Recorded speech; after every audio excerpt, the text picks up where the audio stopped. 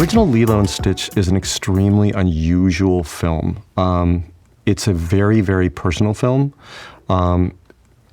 I came up with the idea, I pitched the concept to Tom Schumacher, the head of feature animation, and he said yes to the idea on the condition that it looked like I drew it. Because to pitch the project, I made basically a children's book. It was an illustrated pitch, and my concern at the time, there were a lot of alien movies that were coming out. And I wanted people to see the alien in my film the right way, because he was a very unusual creature. So I thought, I'll illustrate the pitch. If they don't like it, I'll know they didn't like my pitch, and they weren't seeing something else in their heads. So when Tom said, I will make this movie on one condition, that it looked like you drew it, he was saying that because of the pitch book that I'd created. So I ended up voicing the character, designing the characters, writing the script with Dean DeBlois, my co-director, and pitching the project. So it is an unusually personal project. It's really gratifying, and it's still exciting when I see him show up. I can't go out of the house without seeing Stitch somewhere. It might be on somebody's shoes. It might be like, on their backpack or something like that. And I could not have ever predicted that Stitch would be embraced by people the way he has. People love him. And to such a degree that I've actually had to go back and think about it and reflect on, like, why in the world did he endure so completely? Why did he really just, he penetrated the zeitgeist in a way that I never ever could have predicted or planned for.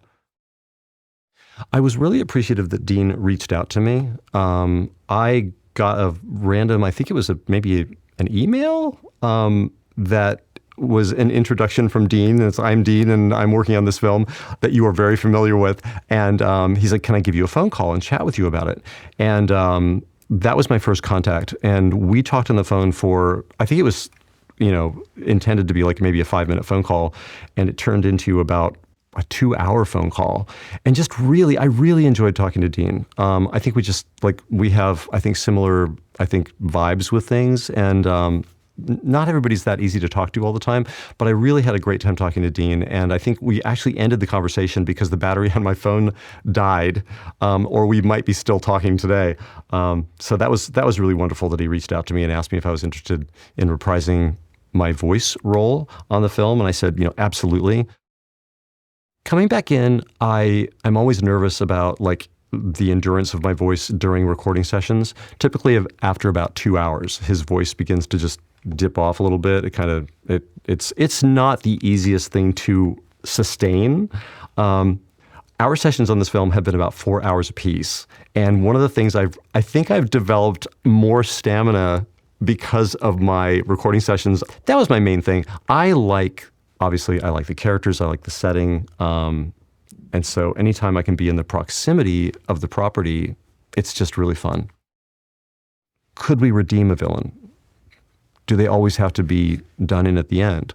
What if a villain who was extremely powerful changed? What if he switched sides? And all that phenomenal power and belief in a goal was directed towards something good. And that's really at the base of everything. That's what Stitch is. He possesses qualities of good and bad. He's mischief. He makes mistakes. He's fallible as we are. And I think that's why people really have seen themselves in him and him in them.